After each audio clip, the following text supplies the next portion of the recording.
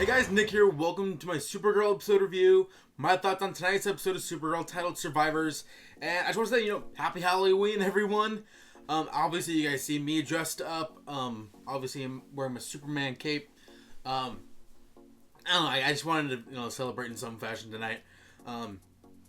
So, I'm just going to go ahead and start talking about what I liked about tonight's episode. And there was a lot going on tonight. Obviously, we're still dealing with the revelation of, finding out that Megan Morse is finally in the show. Finding about more of her backstory and ultimately what we find out at the end of the episode, which I'll get to here in a second. Overall, I thought this was a great episode so far. That there has been an episode this season so far that I haven't not liked, and that's a great thing to have in a show. Like that. That's how I feel about so far this season of The Flash as well. More or less the premiere. But for Supergirl, it's been like good episode, great episode, great episode, good episode. Like it's been like it's quality all the way through so far, and we'll see how next week's episode goes. But it's been like nonstop, like good quality, and as a fan, that's all I could really ask for. I know there's gonna be some episodes here and there that I might not love, but hey, I'm just excited as a fan to have good episodes, and tonight was definitely one of those. So to kick off my thoughts on tonight's episode, again, seeing, more of Megan and, dealing with her and Jean's dynamic throughout this episode, I thought it was great. I think it was Shannon Leal, the actress who plays Megan Morse. I thought she did a great job, and I think visually, for the show moving from CBS to the CW, I honestly thought that the production value was going to decrease. I mean, it did, but I thought the CGI on Martian Manhunter and just overall the CGI, I thought it would go down in quality a little bit. Overall, the CGI on the show is still great. Miss Martian looks great. And speaking of Miss Martian, I love how they gave her actual name of Miss Martian in this episode. I thought that was a great thing to have for us fans. And obviously, she's a character who has a kind of like a rich history in terms of her backstory and how, in the comics she was initially a white Martian who took on the form of a green Martian because she was ashamed of who she was. And Martian Manhunter kind of became her uncle figure. And especially with how they handled her character in Young Justice, the animated DC show that was canceled a few years back, just her character to me, how she's been handled in Young Justice, how she was handled in the Smallville season 11 comic book run. It's just her character just has so much depth, and there's so much you can do with that character that anytime I see her, I'm immediately hooked onto whatever she's in. And so far, this show has done nothing short of making me super excited to see this character moving forward. And again, seeing her and John's dynamic in this episode, there are some parts in the episode where I feel like it was a little because they have the uncle niece relationship in almost everything she's been in. Media-wise, whether it's the comics or in the TV shows and stuff. But again, there's always been that uncle-niece dynamic, so there's parts of the episode where there's almost a romantic tension between the two of them. I thought that was a little weird. Obviously, they're not blood-related at all, so it's not a question of incest or anything like that. It just, because I know that from the comics, in the comics they're not blood-related either, because they have that family dynamic kind of thing going on, that it is a little weird. But overall, I mean, that's just a minor thing, but overall, seeing the dynamic in this episode, which led to them. John Jones is a character who's in almost everything he's been in. He's always been a compassionate character, and he's always cared about the people in his life. And for him being one of the last survivors of Mars, he's always been a lonely and isolated character who finds solace in the people he cares about. Whether it was in Smallville and finding solace in protecting Clark and having that relationship with Clark and eventually being part of the Justice League, or in the Justice League animated show, his family was the Justice League in a sense, and he did anything he could to protect them because they were his essentially his only real ties to the human race and to him, having a life beyond what happened to him.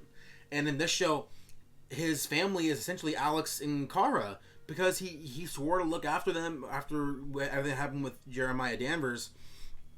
And seeing him in this episode being so, especially because we've seen him so lonely and isolated, that seeing him more vulnerable tonight was something that we so far from him taking on the form of Hank Henshaw, him having to be a more stern and serious person, that seeing him in a more vulnerable state tonight I thought was something that was definitely nice to see a new dynamic for him, especially with how he's dealing with everything. It's still kind of like dealing with the realization that he's not alone.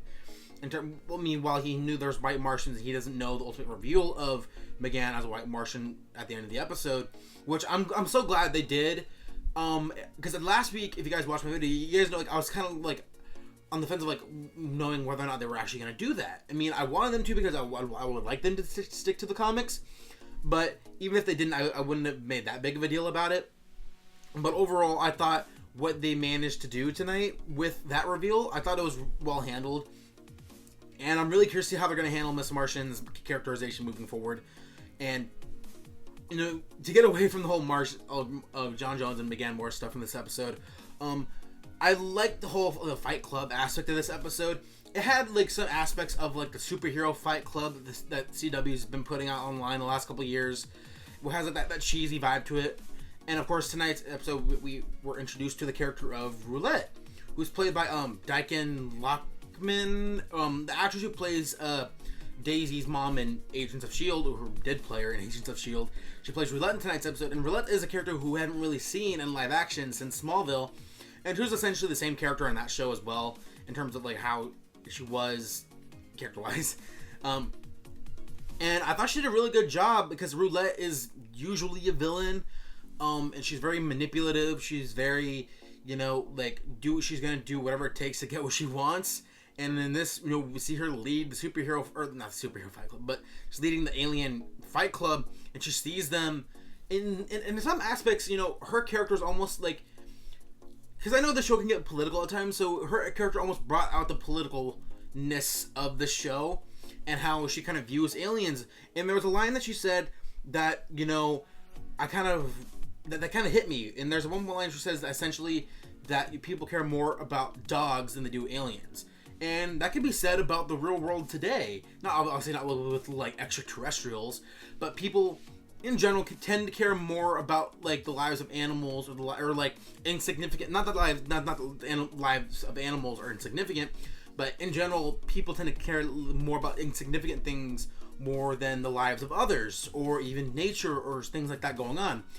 People pay more attention to other, minuscule things compared to the overall big issues going on in our world today. And I thought that was a great message that was kind of not being beaten over the head with, in tonight's episode. So that that resonated with me. So seeing that in tonight's episode, I thought was cool.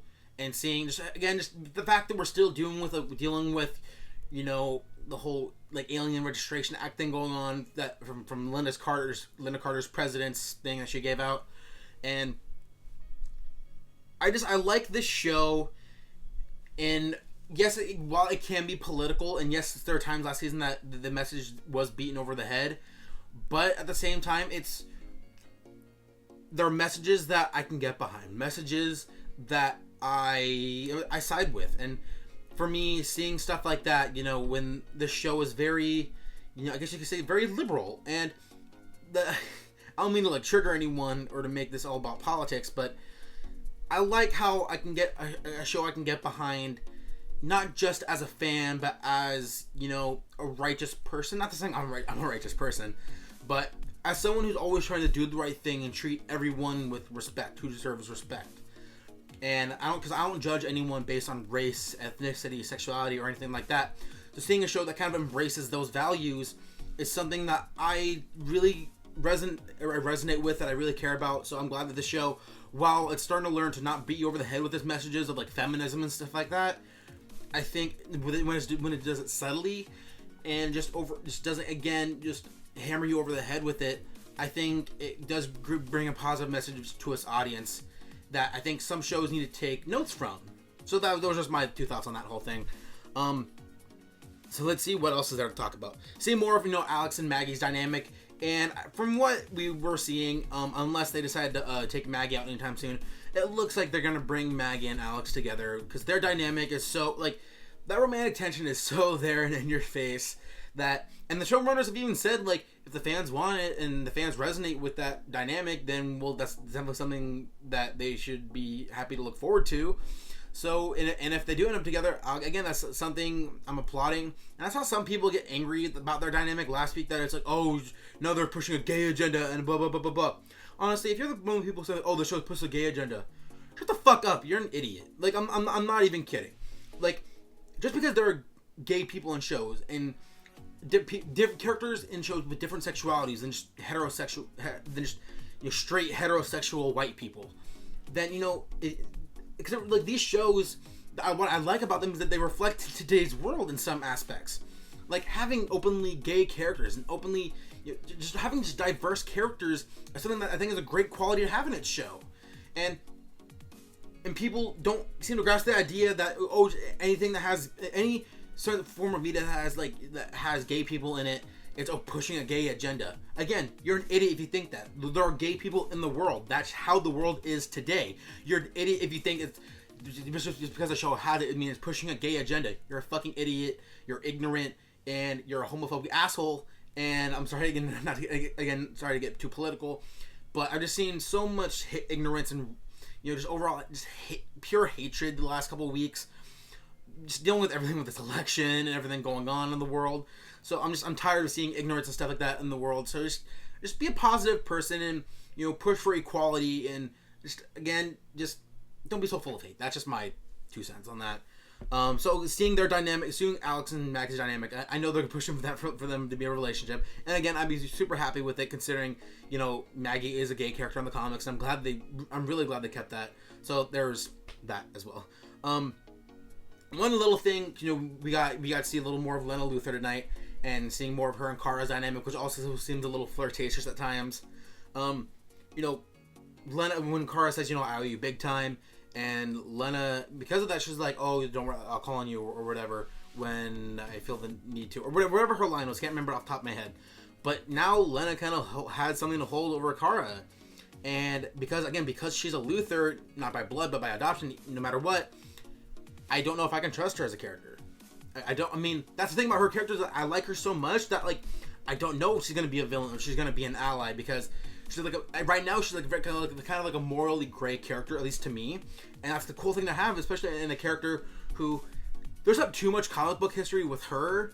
We've seen adaptations of her, you know, especially in Smallville with Tess Mercer's character. But in the show, I don't know what they're going to do with her. So I'm excited for that. And just overall, again, I just really enjoyed this episode. There were some things that bothered me. Just Mon-El. I'm not really liking Mon-El, because to me, if this whole situation with him and Kara is very reminiscent to me of last year in season 2 of The Flash with Barry and Patty Spivot, where they brought in this character from the comics who just came in to disrupt the relationship between Barry and Iris. Obviously, a potentially interracial couple while they're together now in the show. She came in to essentially split the two up for the time being, and I feel like that's the case. So in this show, they abruptly ended Kara's and James' relationship, and they bring in the character of Mon-El, who has qualities he can share with Kara and things that they have in common. And while I'm not sure that they're doing that necessarily, if they do go down that line, I'm going to be fucking pissed. I don't want Mon-El and Kara to be together in any way whatsoever. The character, like, yes, it's cool he's brought from the comics and stuff like that. If he's an ally, that's fine. If they're friends, that's fine. I don't want him to date Kara or be with Kara. I don't, absolutely not. I already went through that with The Flash, and Patty Spivot was one of the most annoying characters I've ever seen on TV. I am not kidding. The actress was fine. I don't blame the actress at all. It was the way she was written. She was a terribly written character who was brought in to disrupt an interracial relationship in a show. And they're doing the same fucking thing in the show, and it's pissing me off. And again, I feel like I'm overreacting a little bit, and I'm not meaning to like piss anyone off or anything like that. I'm just expressing my own opinion. But if that is the route they're going down, I'm not for it at all in any way whatsoever. They don't need to be doing that crap. Just have him be an ally. Don't make them a fucking couple. Please don't. I'm asking you, Supergirl writers. I know you don't watch my videos, but if you happen to watch this video, please don't make them a couple. James and Kara had way more chemistry last season than frickin' Mon-El and Kara do. Just because they have things in common does not mean they should date. That's just I don't know, there's something that really bothered me, and just I don't know, not that like it was so like forced in this episode, or like their dynamic was forced, just because I'm starting to see like the seeds planted for that sort of thing, and I've seen enough of these CW shows and Greg Berlanti shows to know what they're doing, and I don't want them to do that. And as a fan, I expect more from these shows, especially since you think they'll learn their lesson from last season, since how poorly received Patty Spivot was as a character, because all she did, all the relationship wasn't even a healthy relationship, Barry and Patty's relationship in The Flash. And for those of you who watch The Flash, you guys know, and you guys watched my video in defense of Iris West last season, you guys know how I feel about that whole situation. So if they end up doing the same thing and sidelining, James Olsen, who wasn't even in the fucking episode this week, which pissed me off, I just really hope that they don't move in that direction and sideline an African American character for a predominantly, or for the straight white male character. I'm just, or the straight white character, just to break up in a potentially interracial relationship. That just really bothers me. So, despite me getting too political and despite me being kind of a negative Nancy in this episode, those are, again, overall, I really enjoyed this episode. From all the action sequences to seeing Miss Martian and John Jones in their Martian form at the same time fighting each other, and just seeing the superhero fight club and seeing Roulette, those are all things. And then the Easter egg of War World, which is a thing in DC Comics we've seen in Young Justice and stuff like that. I'm glad they mentioned. That's why I love all these DC Comics shows, because they have little Easter eggs for us hardcore fans, and that's something I really enjoy. And again, I don't mean to sound too negative tonight. I just had some things I wanted to get off my chest, and so I'm just gonna end it there. So those are my thoughts on tonight's episode, guys. Again, I really enjoyed the episode, and tonight, just let me know what you guys thought of this episode. Sound your thoughts in the comment section below. If you guys like this video, give it a thumbs up. Hit that subscribe button for every show that I review every week, between Star Wars Rebels, Supergirl, Flash, Legend of Tomorrow, the trailer reactions I do. I just did a trailer reaction to the brand new extended cut trailer of Suicide Squad, and I have other stuff coming up as well, so if you guys can check that out. So that's gonna be it for me. So thanks for watching, guys, and until next time, have a happy Halloween and have a good one.